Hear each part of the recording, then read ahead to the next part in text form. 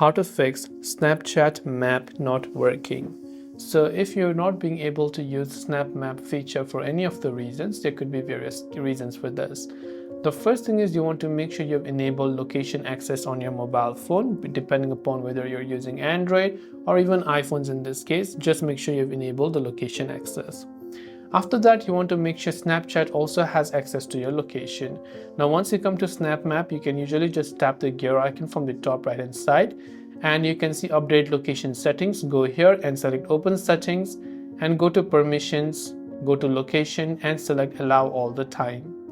When you've done that, that should most likely help. Now you might also not be able to use Snap Map if you have enabled ghost mode. So what you want to do is to simply turn off ghost mode and now Snapchat Map should be able to work flawlessly.